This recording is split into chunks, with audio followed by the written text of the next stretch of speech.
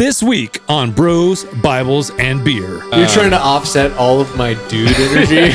Just take care of me, God. I'll live a good life. Give me a good outcome. And his wife, I think, has an affair and leaves him. If God exists and cares about us personally, Is God better than us? is God's forgiveness somehow better than us? I like to think so. If it's not, I'm definitely in trouble. Who believes in hell now? Like the metaphorical hell that I'm going through. There are no races. Which I think is racist, by the way. Have I told you my theory about this? Just raw dogging this entire episode. Okay, dude, we're back at it. It's happening. It's been too long. It's been way too long. The hiatus has been good, and it's had reasonable reasons and not reasonable reasons. But Correct. what can happen right now, listener, sorry if you just tuned in. Thanks for joining us on this episode of Bros, Bibles, and Beer. I am Andy, joined by Zach. And we have serious conversations about faith and culture without taking ourselves too seriously.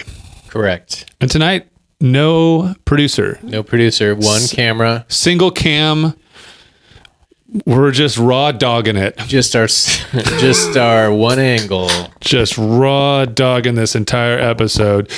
You know, there's two meanings to that word. Do tell. Say more. So I think my wife had said something about that to the kids. She's like, "Oh, you're just raw dogging it, huh?" And I'm like, "Dude, you can't say. What are you doing? You can't say that." Because you're of the old guard. Yeah, Borderline boomer. which is sex without a condom is Right. raw dogging it. And she's like, "That's not what that means. It just means you're sitting there without your phone." And I'm like, "No, that's not what that means." Turns out it's a both and. It is a both and. It's a both Andy. But the original was my definition. Correct. And You're not wrong. It still exists. Have you ever raw dogged a flight? I almost said on a flight, which would have been your definition. Raw dogging it, when people raw dog flights now, it is like no headphones, no music. My oldest did that. Anything. She did it on her last flight back. She's like, "I'm going for it. I'm raw dogging it." From Waco to Orange County. Orange County. What's that flight? 3 hours and some change. Okay. Yeah. For a youngster, that's I know you have a young woman. She's not a youngster, but to me, they're all youngsters. Yeah. It's impressive. It's good. Yeah. It's good to pull that off. I don't know. To sit here and think. Raw dogging it too, doesn't that mean there's no input? Like a book doesn't count. Yeah, nothing. Like you can't do, you just sit there with your thoughts. Sit there with your thoughts. Don't even look at the person next to you with their screen. Dude. You know? Oh yeah. Don't even do it. Yeah. Just sit there with your gross thoughts. Man, I was reading an article today about how basically no one has their own thoughts because everything you think is influenced by by your culture, by where you live, by what you've been given growing up. Everything's derivative. Which I don't know how you totally escape that. Was it who was the dude? Who was that philosopher dude that said, "I think, therefore I am"? Apparently, he Aristotle. Before he came up with that, it was just locked away somewhere. And that was okay. I came up with that, but I don't know. I don't know that it's possible to. Are you trying to say that he was the last original thought? I don't have a stance on that. To me, it's like this article was very interesting, thought provoking. And maybe it might be worth looking at it and like breaking down a couple things and jumping off of for the podcast, but not right now. But it is like, I don't know if it's possible. You can't, nobody can have a completely original thought. And I don't know that that's wrong. However, the idea that if all you're doing is consuming content and like, oh, this is my fresh opinion on something and thinking it's fresh. It's like, no, it's influenced by a lot. Well, I I was this once, and then later on encountering like college kids when they take their first philosophy class, and they're like, they get evangelical about it. Minds are blown, and Yeah. like, did you know Yeah. that there was that we don't? Plato said we don't even have a chair. We just have the idea of the ideal chair that's in our minds, and what we're experiencing is the projection from our minds on earth. Yeah. And maybe. But I love seeing them though, like the first time they Yeah. encounter that, you're like, yeah, that's And fine. I Go mean, watch The Matrix. Who amongst us is not guilty of that? If you come up across an idea that's fresh to you and you really love it, Yeah. it's hard not to share it and be evangelical about it. And it's not wrong. But Yeah, the latest for me has been that the concept that forgiveness happened once. Forgiveness, the act of Jesus dying on the cross, careful. it happened once. And so asking for forgiveness is a weird act. Yeah. Give me forgiveness. He gave you forgiveness. Right. You need to receive forgiveness. Now, this borders on heresy for some believers, because there are some if-then in relation to Christmas, to forgiveness in the Bible. Like, if you confess your sins, he is faithful to forgive, which can imply like you're not forgiven unless you confess. But cosmically, like 30,000 or infinite foot view, top down, big picture, the idea that we are called to forgive endlessly. Jesus says 70 times 7 or whatever. We're different than him. Yeah, I don't think that's the same. No, but like, is he better? Is God, if God exists and cares about us personally, Is God better than us? is God's forgiveness somehow better than us? I like to think so. If it's not, I'm definitely in trouble. So you're onto something, and I totally agree with it. I know there's tons of pushback. Like, if you don't confess something, or if you don't ask for forgiveness, you won't be forgiven. I get that. I disagree with it, but I get that you can find passages in the Bible that seem to be like conditional. But philosophically, like, I think it holds up, and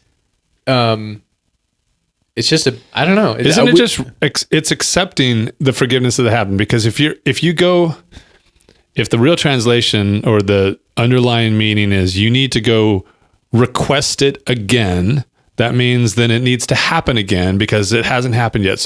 So Jesus needs to go die on the cross, and then you can get that forgiveness again. So if either Jesus died on the cross for all sins, past, present, and future, like that's done. I'm imagining that's included in the "it is finished" statement, or it didn't cover those sins. We just have to choose to acknowledge and accept it. That's the belief in Christ and belief in the forgiveness. And something, yes. It'd be better podcasting if I would fight you on this, but I'm kind of with you. I haven't run into too many people though. Like even our friend, professional Christian Carey, I think he agrees with that too. And I wouldn't think that he would usually. Yeah, but what I feel like the logic of this train of thought leads to, if everyone's forgiven, they just don't know it yet, which I'm very sympathetic to.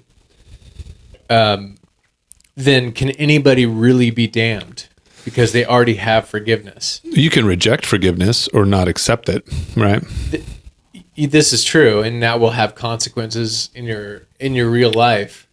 But like, in terms of cosmically and eternally, people tend to think of like, but am I going to heaven or hell?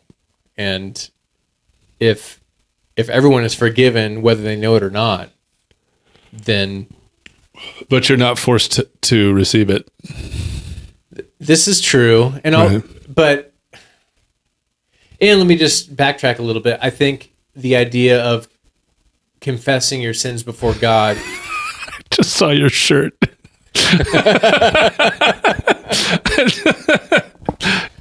Listener, it says derp to keep kerp off serp. And it looks like the old 1980s dare to keep kids off drugs. Yeah. Sure, sorry. I don't know what it means. I lost whatever you were saying. If you know who Kurt Metzger is, comedian, conspiracy theorist, tag him. He is wild, and he's a blast to listen to, but he's nuts, and he's also not always wrong. But I just love the absurdity. This is his shirt. Yeah, his derp to keep his YouTube Kurt show off is Serp. The Derp with Kerp. His name is Kurt. With Kerp. I don't know if I've actually seen his solo show. I mean, it's wild. I can't endorse everything that's on there, but who can endorse anything everyone says? So my throat clearing is done. But even me now, I'm definitely in the camp of ultimate universal reconciliation, all things being brought back to God. I don't pretend to know what that looks like in infinity, but I think it makes sense of a God, like in Revelation, it says the Lamb of God slain before the foundation of the earth. It's like if God's heart towards humanity has always been self-sacrifice, then I think it's a pretty good case. As in Adam, all have died, and in Christ, all will be made alive. And there's tons of stuff in Colossians, and there's plenty of ammo in that quiver for universal reconciliation. But that's related, not the same thing that I was talking about. But no, connected.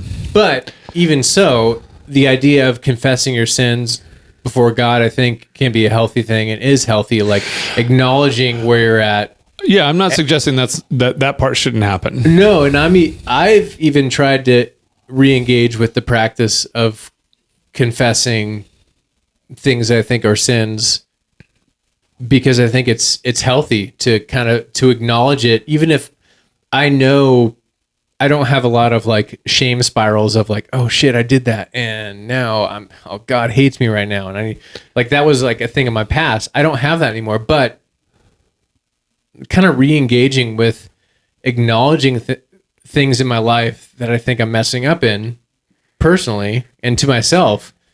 Yeah. And I think it's a good practice to just acknowledge that. And I think there's a relationship between believing that you need to ask God to re-forgive you for things and your connection or belief that you need to experience shame and guilt.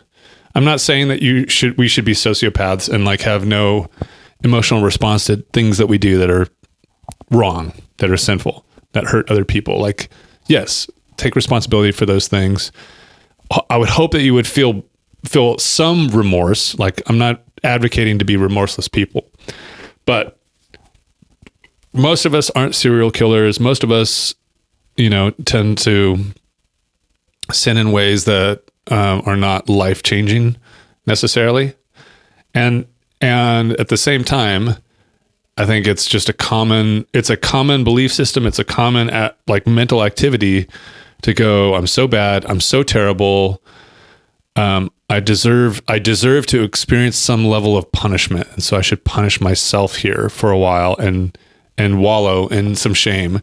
And when I've wallowed enough, once I've like hit whatever this like arbitrary threshold is, and then I will ask for God's forgiveness and him to redo, and then I can forgive myself. Then I can feel good about it. Then I can be like, okay, I've paid my price. Yeah. And maybe for depending on one's position and depending on where you're at spiritually, you might need a little fire and brimstone, for lack of a better. You might need to feel some sting and some shame, but I don't think like. The fear of the Lord is the beginning of wisdom, and fear is like a healthy respect of something in this context. But I think some Christians take that to be like, oh, I need to kind of like grovel and just wallow in like, oh my God, I'm a terrible, like the total depravity thing of Tulip. The first letter in Tulip for Reformed people is total depravity, and it's like I don't know that it's a healthy thing. I don't know if that's how it's healthy to acknowledge mistakes and wrongdoing. Yeah. And it will help you grow. So there's some truth in it, but yeah, that's why I'm in terms of like, you're a shitty sinner. Like I saw some quote. Recognize the worm that you are. Yeah. Like, I don't think God thinks of us that way. No. I don't think fathers think that about their kids. I just saw a quote, and it was from somebody in the R.C. Sproul camp or Reformed theology, and it was related to like something about some Christians think it's unjust that some people go to hell. Digest. Some people digest in hell, but it's unjust that anybody doesn't go to hell. Like basically, like everyone should go to hell. And if you wonder why people deconstruct their faith, that is a big one, because if you start connecting the dots, okay, everyone deserves hell. Wait, I didn't ask to be born. Like the idea that Adam and Eve were sort of like asked to play around in a mud pit, and then they're cursed when they get dirty, is kind of the logic of it. It's like, hey, go play outside, but go play outside. All of outside is muddy. If you get dirty and come back inside, you're fucked. And it's a crude example, but it's kind of the logic of the simplistic, literalistic interpretation of house. And it implies that so if God is punishing people for sin, did Adam and Eve create sin? Like it leads to all these questions that cause people to be like, this is like some weird fairy tale shit that I'm going to throw out. Well, I'm okay with the story of Adam and Eve being metaphorical. Like there is metaphorical writing in the Bible. It happens all over the place. Not everything is transliteration. That's not the purpose of how the Bible's been written. So, but then you can't get the gospel right, Andy. If you don't, different parts are written differently. If you don't get Genesis right, that's right. You can't get the gospel right. According to Ken Ham. Yeah. My favorite hamster. The hammest of hams. There was something I was going to say, but you talked for so long. I forgot. You monologued for so long that my old brain didn't prone work. to it. I slept great last night, though, and I thought I'd like you to know that. Because we had thunder and lightning the night before, and it woke me up at like 2 a.m. and I couldn't go back to sleep. And then I just like dork scrolled for hours and so car shit, just dumb things. Yeah, whatever. But one of the things I did come across is I'm one of our favorite comedians, Pete Holmes, and it was him talking about atheists versus believers. And just not versus as in we're combating each other, but he said, should I play it? I could just play it on the mic. You could play it on the mic, or I could just give the hits that I want, or because it'd be awesome to pop it up there if we were plugged in. We could be plugged in. We just didn't think about that. Anyway, the two things that stick out to me were like when he says, atheism is the cigarette of beliefs. It's just so cool sitting back on there. What if I do this? This is lo-fi, but let's do this. All right. But every comedian is an atheist. Almost every single comedian I know is an atheist. And I gotta tell you, from where I'm standing, it looks so fucking cool. Atheism, the cigarette of beliefs. Just leaning on your motorcycle like, you think there's something going on here? Get real!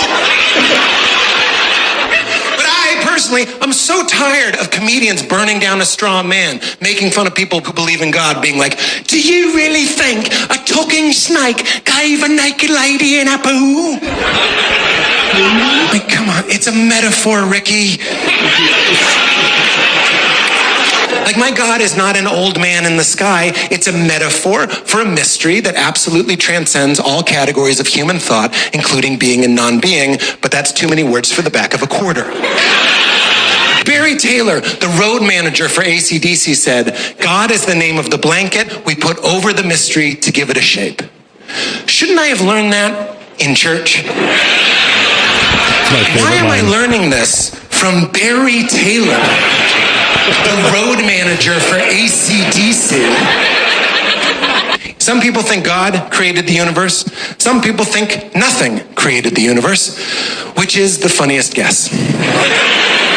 And the nothing people make fun of the God people. They say God doesn't exist. I'm like, okay, maybe. But you know what definitely doesn't exist? Nothing. So what are we talking about? Either you think it's God, something you can't see, touch, taste, photograph, and science can't prove, or you think it's nothing, something you can't see, touch, taste, photograph, and science can't prove. Ask the nothing people, what happens when you die? They'll tell you, nothing. You go into nothing.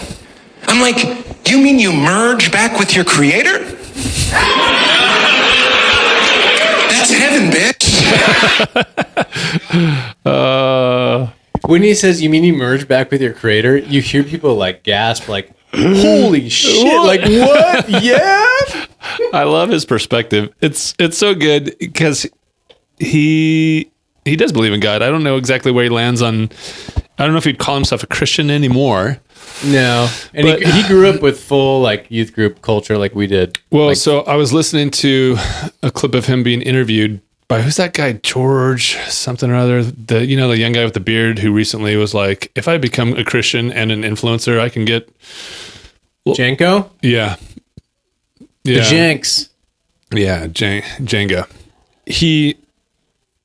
The story that he told, that Pete Holmes told, was that he got divorced, and it was a devastating moment for him because he said he had effectively in his mind and in his heart made a deal with God and said, hey, I'll do all the right things. I won't drink. I won't swear. I won't treat people badly. I will be generous and selfless and do all these things and take care. Just take care of me, God. I'll live a good life. Give me a good outcome. And his wife, I think, has an affair and leaves him. And that's where part of him broke. He's like, dude, what the heck? I thought we had a deal. I did all of the things. And he recognizes that he made this foolish wager in his own mind, so to speak. No, wager's not the right word, but like deal, effectively, that God never promised that deal. But it's interesting to see that was a moment for him where all of a sudden he's like, well, why am I doing all these things? If I thought doing all those things would protect me, and now I don't feel protected in my life. Yeah. Sorry, yeah. I had the mic down. For a second out there, I was like, real conversation with Andy. I'm like, you can still have a conversation with me. We can still talk. Yeah, the metaphor, I heard, I think it was Pete Enns. I don't know. I'm sure he's not the first one to say it, but he's a Bible scholar. And still a man of faith. But he says about Genesis, like one of the first clues to know it's not a literal history is that there's a talking snake. like in what other context, what other story would you read where it might be telling you some... Did a talking snake give a naked lady an apple? But also there's another... I wish I could quote people and give people credit where it's due, but it's like often the literal truth, like if something has to be literally true, is way less profound than the metaphors that are embedded in these stories. Sure. And I like that. It's like there's a lot going on in the Genesis narrative and plenty of other narratives that are like, if they happened, let's just say for argument's sake, it's not a historical breakdown of the exact creation of the world. What are the embedded truths that it's getting at? And so there's a lot of interpretations on that, and it's a really fun onion to It doesn't change my unravel. belief that God created the earth if that story isn't word for word accurate about how exactly that happened. Yeah. Because unlike Kinham, that doesn't affect my day-to-day But now but like Ken Ham, now you can't have a proper understanding of the gospel because you can't trust it. Which leads me to... Before you do that, my favorite thing is I showed that clip to Lindsay this morning, and that line from Barry Taylor, I love, is so great. Road manager for AC/DC. Yeah. Which we were told is Antichrist, devil's children. Yeah. Is like what the Christian reaction to AC/DC means, Antichrist, devil's children. Yeah. And little do they know that Highway to Hell is a cautionary tale. We don't want you to take this road. Yeah. But God is the name of the blanket that we throw over the mystery to give it a shape. Yeah. Yeah. Yeah. It's not perfect. No. It's not a perfect one, but I like the direction that it goes. If there's a perfect analogy of God, then we're God.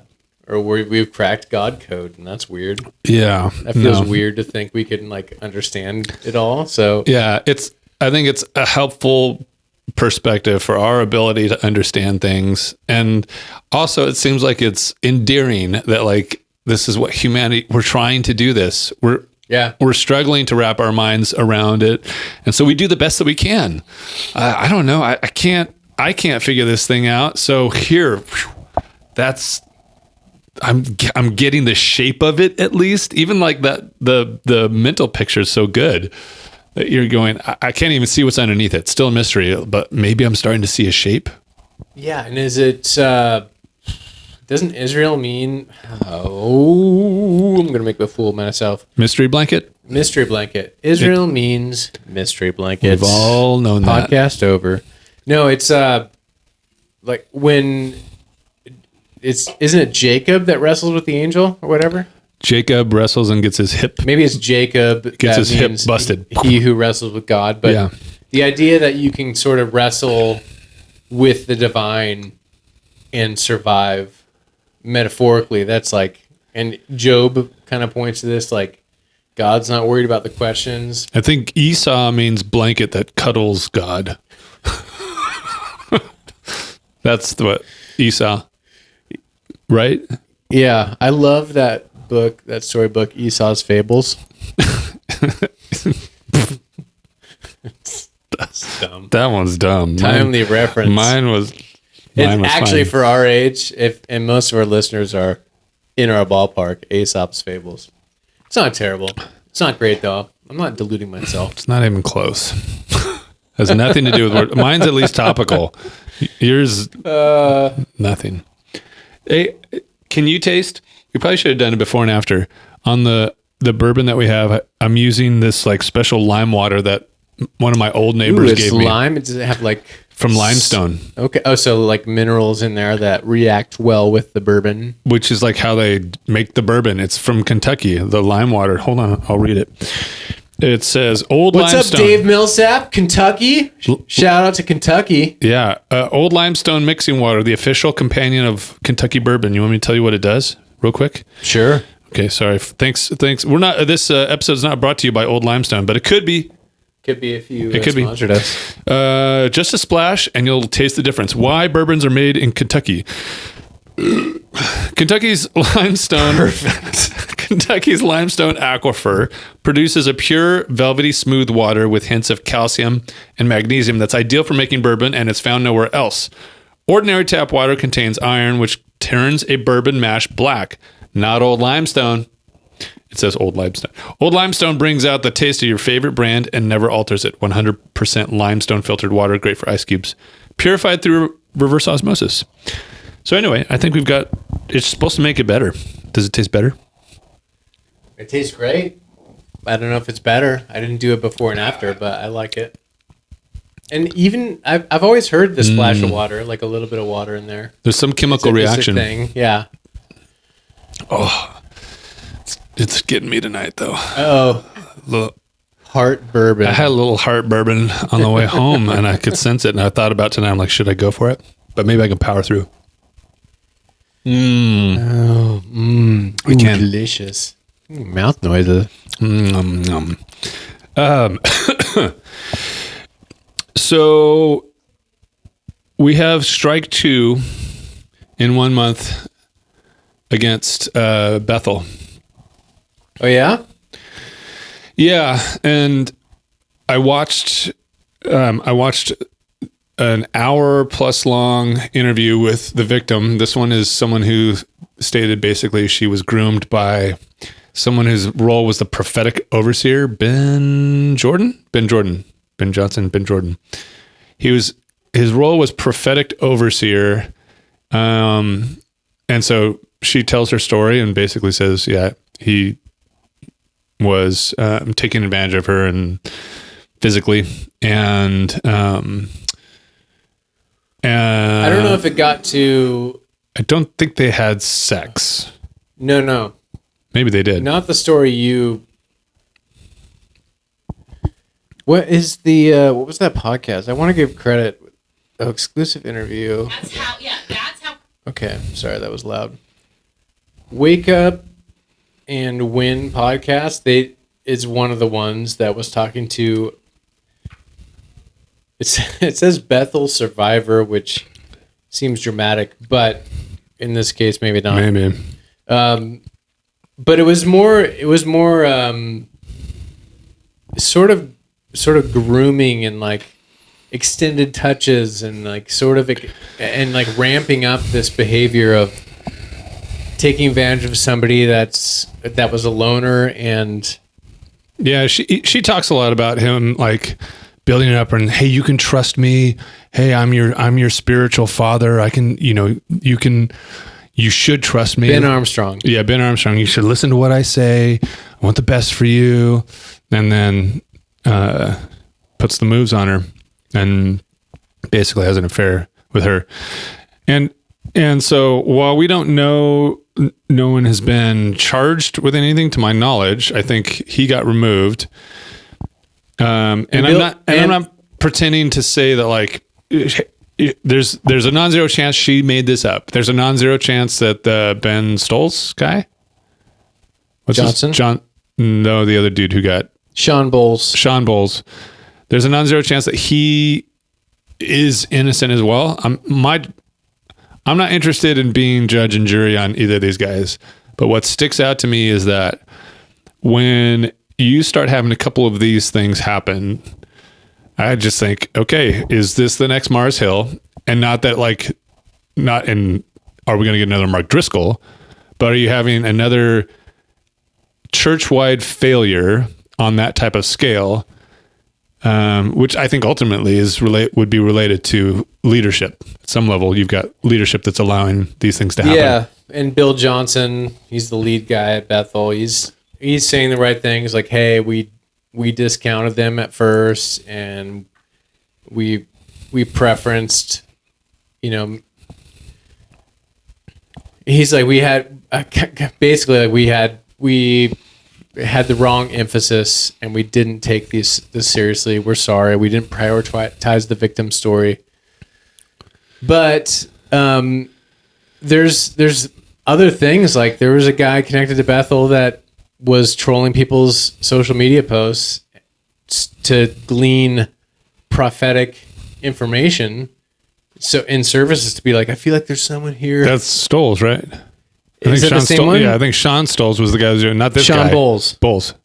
Sean Bowles was that Sean Bowles that was doing that? Yeah, he was doing that. And it's like, yeah, there's some smoke, and I just like, what's wrong with your picker? You know, the friend you have who like when you were younger in your 20s just couldn't choose a good girlfriend, or a girl who just chose loser boyfriend after loser and would have their heart broken every 6 months, and you realize you're like, dude, you just got a bad picker.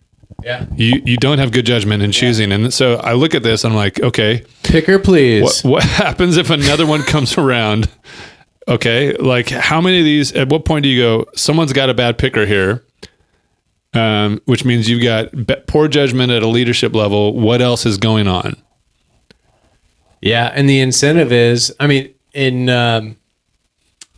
People should look up Mike Winger too. He's doing a lot of expose, like legit expose stuff, videos that are kind of exploring this, these things, and in a way that we are not doing right now, which is fine for us, and it's better that people look that up.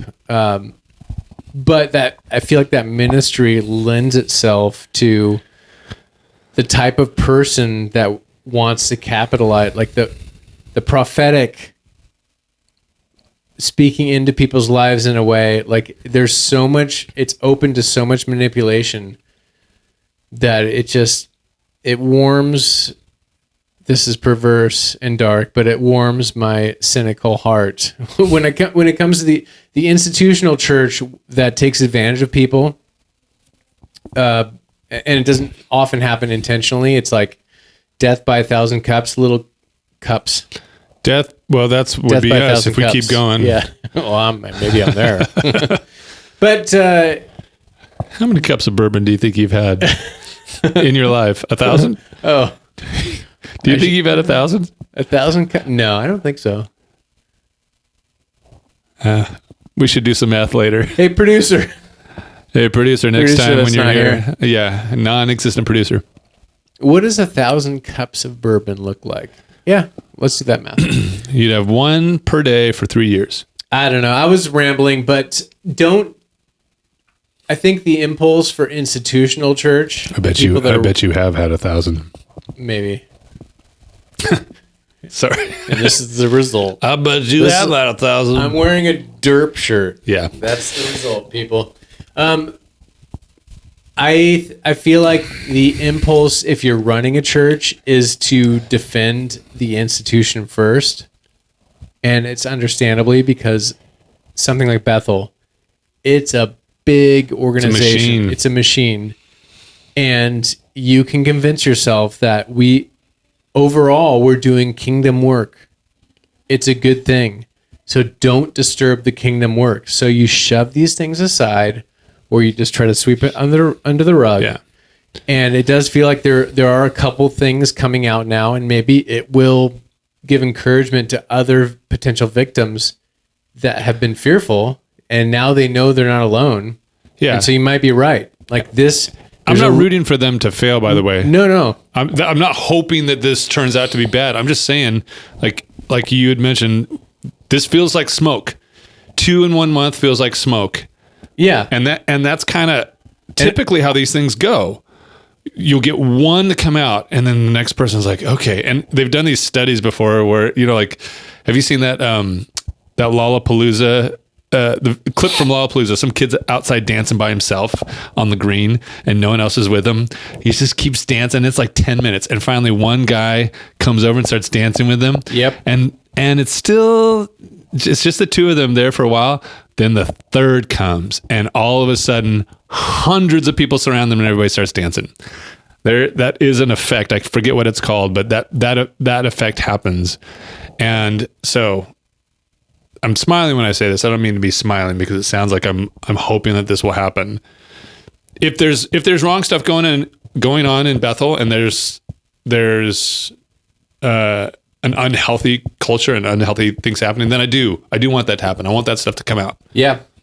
I don't want it to be manufactured. I don't want there to be false accusations. Because it always backfires. Like, oh, we need to protect the kingdom, protect the church. We're doing kingdom work. So let's just maybe we compensate her and make her go away or whatever. And eventually more stuff comes out and it backfires. And the reality is, get it out into the light. Like, God doesn't need Bethel. And I don't hope, I'm not a huge fan of Bethel, but I don't hope they fail, like you said. But I like what they did for the sound of worship. Yeah. Like, they fixed a lot of that. Aesthetically. Yeah. They fixed the aesthetic sound. It's aesthetically pleasing. But, yeah, get it out. Like, if Bethel needs to burn for all the truth, metaphorically burn. Let's just say, just like, who believes in hell now? Like the metaphorical hell that I'm going to. But get it out. I think far too often Hell is the blowtorch that we put on the. we take to the blanket that we tried to give the shape of God to. Yeah, get it out. Get it out in the open. Don't protect the money. And often it's like you're protecting the kingdom of God, but really it's like, oh, there's a lot of jobs, there's a lot of money wrapped up in this, and so that's kind of like the perverse incentive is to keep that train rolling. And if I'm going to try to be not necessarily defend them, but put myself in their shoes, there is part of this equation that has to be considered, which is, hey, all organizations, official organizations, there is some responsibility that we don't air everybody's private stuff all the time, everywhere to everyone. And I get that it can be difficult sometimes to figure out, hey, what's the right external response to this thing? How do we explain what's going on, but not in a way that just causes waves of damage for every single person involved? I imagine that's probably one of the motivators for how they encountered it, because as an overseer, like, there's plenty of these, not this type of thing necessarily, Right. but things that are, hey, this individual had some serious problems in the church, and could we put it all out in the open and share it and destroy that person's reputation forever? Yeah, we could do that, and it would damage them permanently. They'd hate the church. And then I think probably, as I'm like saying this out loud, sorry, I'm rambling a little bit, but See? yeah, It's not hard to do, Andy. at least I see. I do see. Do you?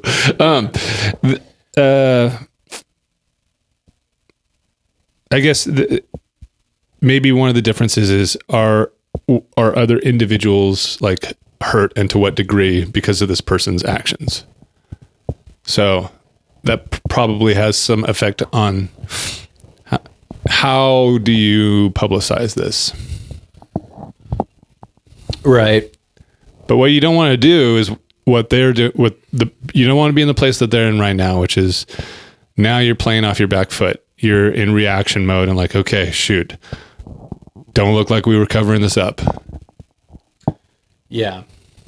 Have you, palate cleanser. Have I ever covered anything up Have you ever with a blanket? Have you heard of the dancing plague of 1518? Who hasn't? Am I right? A bizarre event in Strasbourg where hundreds of people began to dance uncontrollably for days, often to exhaustion or death, after a woman named Frau Trophea. DJ Frau DJ Trophea. Frau. The deepest drops. Started dancing in the street. The phenomenon, a form of mass hysteria, occurred during a time of famine and disease, with theories suggesting it was a stress-induced trance state, possibly linked to a belief in Saint Vitus' curse rather than ergot poisoning. Are you speaking English? Ergot, man, ergot is a hallucinogenic thing, Ergot to dancing. and that's possible. Maybe it was ergot, but there was a guy that walked up and down the. Sorry, I'm like, I can't multitask, Andy. Ergot to dancing. Andy. This is when we need a producer to laugh at Andy's jokes while I'm thinking of the next thing to say. Please? Can you, someone?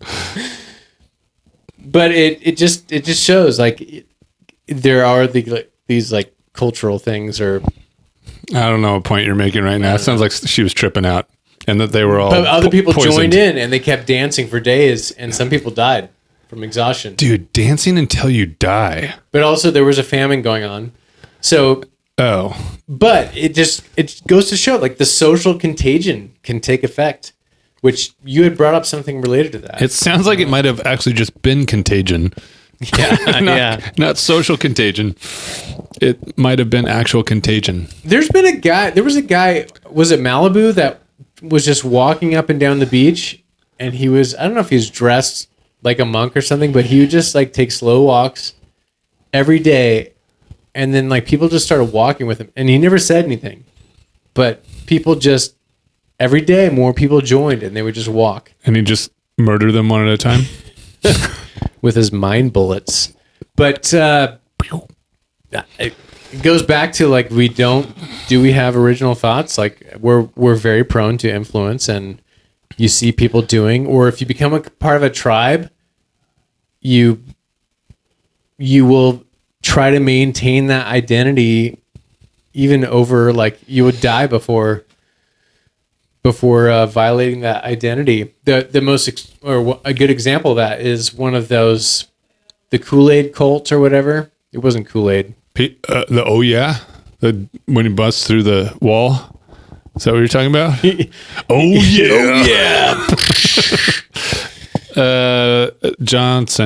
Bill Johnson. I think his name is Bill Johnson. That's the Kool-Aid cult, where he gave him. No, that's the Bethel guy. No. Oh, I think it is. I think it might. Bob Johnson? People can Google. Well, I'll Google it in a second. But Johnson. No, it was a doomsday cult where they were going to drink something because they were going to go to see God. It wasn't actually Kool-Aid. Into the world. No, it wasn't. Kool-Aid got a bad rap. Like somehow, again, social contagion. It's Kool-Aid in the consciousness of the universe, but it wasn't actually Kool-Aid. I think that's Mandela effect. Maybe, but there was one woman that was like, Nelson Mandela killed those people. We just keep building on these. He's the one who poisoned them, dude, with ergot. Dude, Mandela was a terrorist, man. He just destroyed people's lives. Did you ever experience the Mandela effect? No, but real quick, this Kool-Aid thing, they were going to all drink the stuff to die, and there was one woman that spoke up and was like, what if we didn't? What are we doing? And then they quickly were like, this is what God wants. We're going to go to be with God. And she had a moment where she was like, this is fucking insane. What are we doing? But her entire identity was tied up with these people. And so she preferred physical death over social death. And I think that's demonstrable. And you see all the time people that will identify with the group they're a part of, and they will reject objective truth for the sake of not violating their group or being alienated from their group. So the human mind, man, it's powerful or whatever. Okay, Mandela effect. The worst exclamation point I could put on this. Whatever. Mandela effect. I remember thinking that Mandela died. I remember thinking that. But he didn't. He'll never die. He'll never die. That's the truth. Oh, man. Well, hey, you went to see a concert the other day. Yes. Willow Smith. Willow. Did I can't remember if I told you in my head or in real life that I thought when you said you were going to take your daughter to go see Willow, I thought that there was like a rescreening of the movie Willow. And I even told Lindsay, I was like, oh, that's cool. I mean, I don't know if I'd go to LA to do that, but it's pretty cool. I mean, that's fun. I bet she'll probably like it. Yeah. No, it's Willow. Willow Smith. Willow Smith. She goes by Willow. She is Will Smith's daughter. Whip my hair back and forth. Same girl, right? I don't know. Is there a Willa Smith? Maybe. Also, it says a lot about Will that just has to marry his kids. It's not what I meant to say, but it came out. Naming his kids after himself, like I know that's something that happens all throughout history, but the old like you will carry my name. It's just it feels dumb at this point. Yeah. You are Zakina. I name you Zakina and Zakina Nana. Zachalita. Zachalita. Margarita. Daddy went to diarrhea. It just, to each their own, but I don't know. There's something about a person, and when it's a movie star named Will Smith, you just know the ego is dialed up to 11. Like, oh, you are the other Will, but you're a daughter. What about George Foreman that named all his kids George Foreman? Same. It's dumb. Even his daughter. Yeah. Not even Georgina, just George. Yeah. Not Georgie. It'll make her tough. I don't know. I don't think that's what he sounds like. I don't love it. And part of that is because I'm super humble, you know? I might be the humblest. There is no female version of Zach. Zacharina? Nope. Not a name. I wouldn't do that either. But yeah, Willow was fantastic. I could have named one of my kids Andy. She's got the future of humanity skin, which is the more people mix in, it's just that perfect chocolate brown skin. There are no races, which I think is racist, by the way. Have I told you my theory about this? Yeah, everything is racist. That the reason that they have only mixed race couples in TV shows and movies these days is because secretly they want to dilute all the races so that there is no actual race anymore. Ooh. It's racist against everybody. Okay. To try to create the perfect race? No, not perfect. Just that there is no more race. There's no more. I mean, race is kind of a... Supposedly it's a construct. Race is kind of a construct. Race is the name of the blanket that we throw over our bodies to not get sunburned. This is this is true. Yeah. Yes. I mean, the color of your skin is based upon things. It's okay. We don't know. Biological things. Like, I'm not a huge fan of race essentialism. You can talk about Willow. I'm sorry. That's okay. Digressed. No, I mean, we're free flowing here. It's I'll go back to Willow, but I think if you're somebody that's afraid of the rise of white Christian nationalism or people that are taking on white identitarianism, you can blame the emphasis on everything else that's not white. And like, that wasn't my point at all, though. No, I know, but I actually think it's the other way around. What? I think there's maybe even a stronger argument could be made that the racism is just will eliminate all the truly brown people by diluting them all. Oh, I feel like we're having two different conversations. We probably are. But I'm not a proponent of it. This is a fun like theory that I'm playing with. The elites are like literally trying to dilute brown people or dark people. Yeah, here's how we'll do it. We'll subconsciously make sure that every single couple in every entertainment show we need to marry so we need to pair a dark with a white. Yeah, so that we start planting it. Oh, yeah. And then we'll dilute all the races. You know, elites are weird and they do wacky stuff, and I'm going to say non-zero chance. I wish I could say that it's totally batshit crazy and the people that lead everything are on the full up and up, but I can't. You shouldn't. I know. I can't. I'm wearing a derp shirt. He's derping to keep Kerp off Sherp. I'm derping all the way. But you were saying, I remember you telling me about her band, that it was like just a bunch of young kids that were killing it. Well, my daughter showed me. If you look up the song "Symptom of Life." Wait, who are you talking to right now? I'm talking to the universe. I'm over here. You and the camera. I was splitting the difference. Why'd you talk to me about your daughter? I've got a little bit of Mark Norman autism where it's like I can do eye contact for a second and then I haven't broken. I know.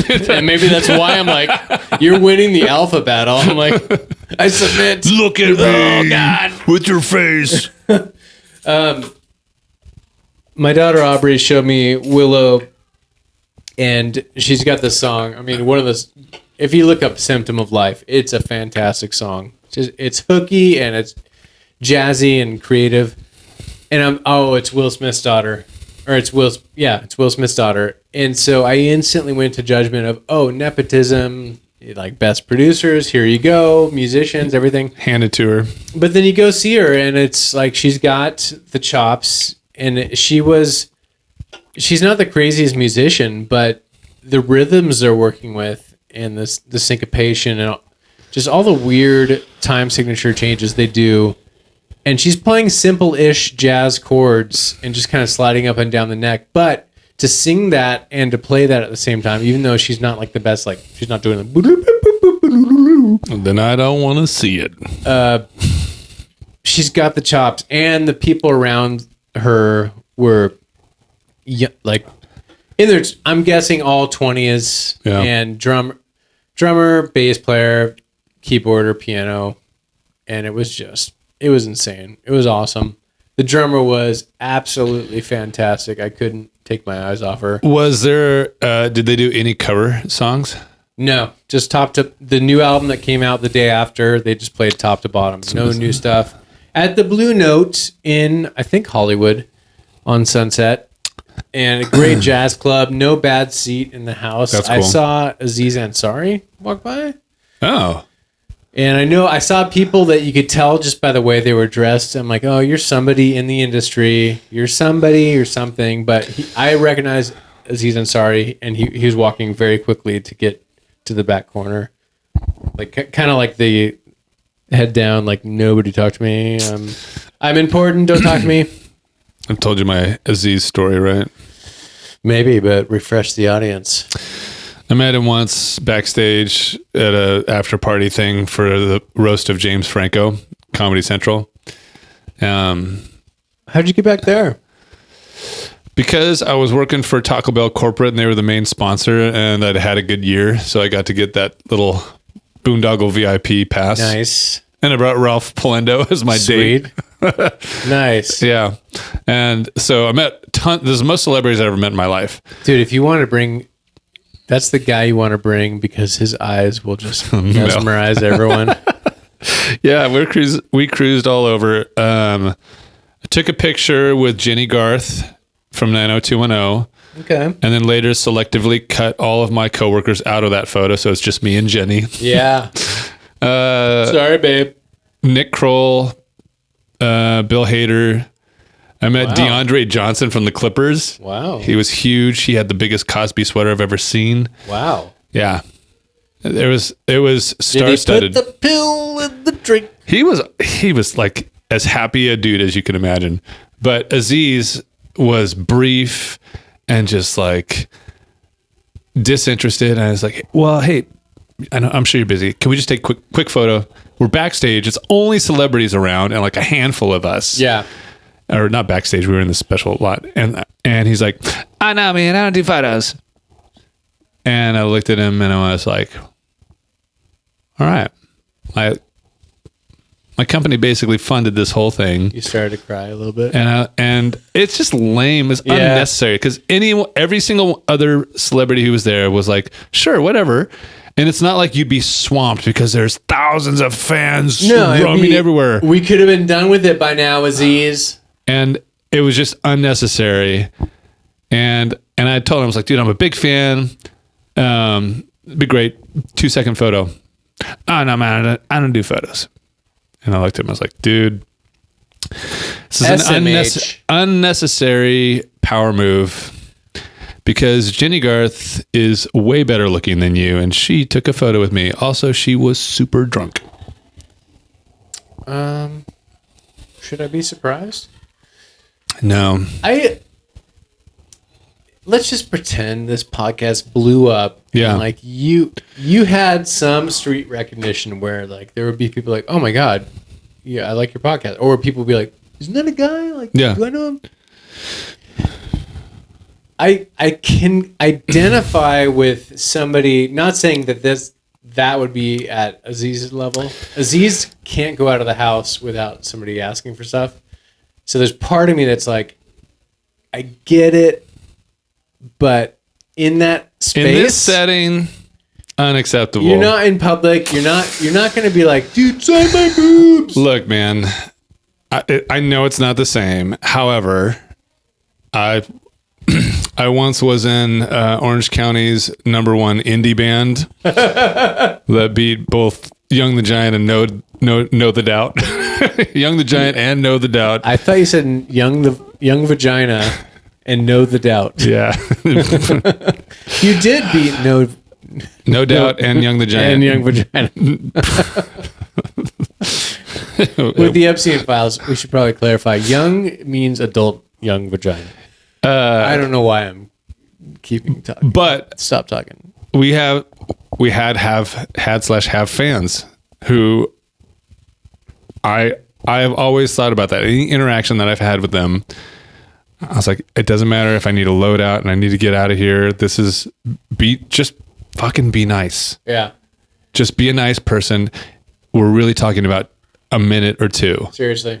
And so be nice and also be grateful. Oh, it sucks. People really like you. I know. Oh, Yeah. you signed up to like carve your whole life out to be a celebrity public figure that people are interested in, and now you don't like it. It's the ultimate like. Right. Yeah, you can't. There's trade-offs, and it's like, yeah, that's the bargain you make. If you're gonna be that guy, it's the trade-off. Yeah, And it sucks like on a personal level. If you can't go out, you can't just go to a restaurant and be undisturbed unless you buy out the restaurant for the night, which some people do. But that sucks. That you also have a lifestyle that 99.9% of people can't. Oh, well, I guess like to you think- can only have dinner from your personal chef overlooking the ocean at Malibu from your coastal beachfront property. And Let me cry tears for you. If let's just pretend, and this is a hilarious thing, but use your imagination because I know you have a good one. If we blew up to that point where we were just like Actual explosion. Joe Rogan famous, Okay. I like to think I'd be the guy that would be accommodating. Yeah. Obviously, they would have to get past multiple security members, like all the Navy Armed. SEALs, armed security members, like the biggest, buffest guys. Former UFC champs. Yeah, and they wouldn't even be wearing shirts. They would just have the vests on Oh, nice. without shirts. So you know. Very homoerotic. Yeah. I mean, this is my security team, not yours. You might have other people, but Ladies. I like I've got really strong ladies. Strong ladies for my security team, I think. You're so progressive. Yeah. Look at this, ladies. You're trying to offset all of my dude energy. but I like to think I would be accommodating. But who knows, man? I get it. Like fame changes you. There's the smallest version of this, right? Which is anytime, like at church, sometimes you'll experience this. Someone will come up, oh, hey man, I play guitar too. That was so cool. Your guitar is so awesome. Or how are you getting those sounds? How did you do that? And every one of those, could I too cool them even at that level? I know it's not a point about being celebrity. And people do at that level. Even at that level. People do too cool that shit. And that's so dumb. And I'm like, don't ever do that. Encourage them. Come on over. Let me show you what I have. I have 3 tricks. The Holy Spirit led me to these different tones. Beep, bop, beep, bop, bop, bop, bop, bop. Yeah. Yeah. Be grateful that someone is even interested in thinking that what you're doing is cool. Yeah. But if you're famous for long enough, I wonder. It's just, I don't know. It seems like Woody Harrelson. What did you think was going to happen though? Like that's I know. What did you think was going to happen? I know. Oh man. I can't think of a funny analogy. Well, do you want to? It's stupid. I'm not even going to say it. It doesn't make any sense. Anyway, yeah, You know the thing. You know the thing. I agree. Oh my gosh, I ate 1,000 Twinkies and I got fat. What did you think was going to happen? Is that going to be our new catchphrase? 1,000 things. 1,000 glasses of whiskey. What did you think was going to happen? What did you think was going to happen? Yeah. All right. I let 1,000 abusers into my church. Sorry, that's not a joke. Anyway. What did you think was going to happen? That's our drop now. But speaking of drop, we should drop this episode. Dude, we have a wedding that we're going to play this weekend. Are you ready? Because we don't know what songs we're doing, but No, we will. don't. Not ready. It's going to happen. Do you want to know 3 of the songs that I want to do? Yes. And since I'm making the set list, we're going to do Okay. Party in the USA, Okay. Miley Cyrus.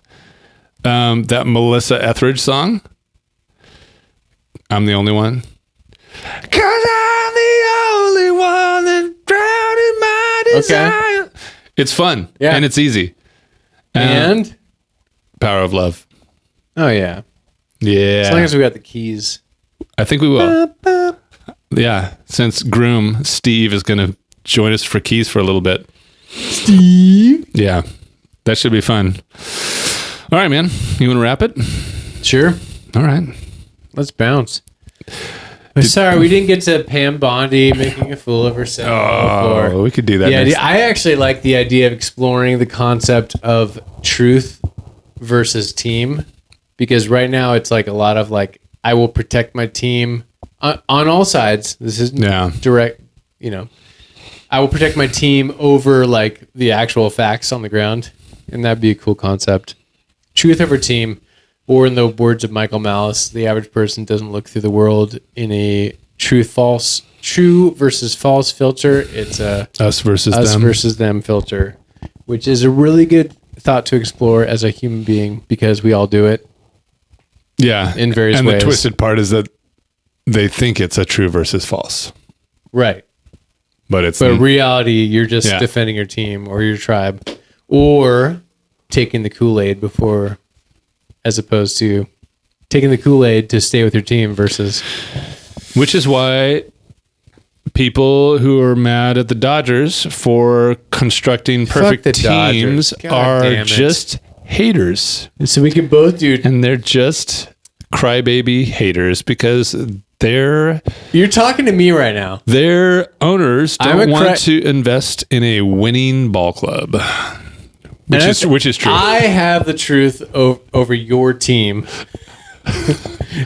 Your team is ruining baseball. They will literally change rules. I think it's coming. You think so? Because of the Dodgers are spending $1 billion. Sorry, Preston Sprinkle, former guest on the podcast. You probably don't watch this, but he's a big Dodger fan. Oh, I like him already. Yeah, he's great. He was on before you were on the podcast. Look, you've heard it said, you got to spend money to make money. You may have heard it said. Are you quoting scripture now? But I say to you, spend even more money to make even more money. That's how it goes. It's biblical, and you can't argue with it, or else you're arguing with the Lord. And clearly, his favor has rested upon Los Angeles. Well, I resign myself to being in purgatory with this team. I don't hate the Angels, by the way. Here. I like the Angels. This team. I can like the Angels because it's like a harmless puppy. You can. No true words may have been said. Why do you need to worry about that? Yeah. It's just sweet. Just an average sized puppy that's and you want to go see it do adorable. And when it does well, you're like, oh, look, you did great. Good job. Look at you. It never really quite gets to the Westminster Dog Show. You finished your whole dinner tonight. Yeah. You went potty outside. Look at you. Look at this guy. Come here, buddy. You're not wrong. Yeah. And see, I will take truth over team right there. My team is the Angels, but I will say you're not wrong in your critique. Do you think that Ohtani, by the way, saved himself for the Dodgers in any way? Saved himself? Yeah, like he didn't, like he was reserving himself. I think he shaved himself while he played with the Angels, so that when he really needed it, he could give his all. No, because that last season with the Angels was fucking money. That's MVP. Yeah, and why would you do that? So you can get paid by the Dodgers. Yeah, except the wrinkle that he told the Angels, if you match the Dodgers offer, he's a small market guy. He doesn't want like all of the stuff. I mean, that's what I'm telling myself. He told the Angels, if you match you this, can't I get will more stay. of the stuff than where he went. There's no more stuff to get. No, I know, but he told the owner, "I will stay with the Angels if you match what the Dodgers do." Which Oh, baby, it's different. Listen, believe me this time, honey. Come on, baby. you're hurting me, Andy. I promise. This hurts. This hurts. It was fun to go see him. Remember that one time we snuck down to first base line? Yes. And he was just like warming up, swinging the bat right in front of us. And he just kept repeating, "New Balance, we got now." He just kept saying, "New Balance." I don't understand a word he says in that commercial. He doesn't. I love it. He doesn't. He's like, I don't need to learn English. Interpreter, do the thing. Yeah, that's a power move. Yeah. All right, man. That was. I'm sorry. I didn't mean to make you feel bad. No, it's fine. We're entering spring training, and every year's a new year. I hope they're fun. I want them to be fun because it's easier to go to Angels games than it is to Dodgers games, and it's about 1/10 of the price. Yeah, Dodgers Stadium is atrocious. Getting there is horrible. Okay. All right. They're my favorite American League team. Let us know how you derped with our Kerp tonight. Thanks, dude. Okay, so listener and viewer, thanks for tuning in. I appreciate it. And all this stuff is true. You already know what it is. Like, subscribe. Ratings and reviews are always helpful too. But share it with people that you think might be interested in this too. And we used to say share it with one, but like if you shared it with more than one, we wouldn't be mad. Share it with all. Yeah. So share the podcast around because that I think word of mouth is the best way to do it, or word of text is a great way to do it as well too. But for Zach, I'm Andy. This is Bros, Bibles, and Beer. Grace. Peace. And derp. Cheers. Ah, man. Derps.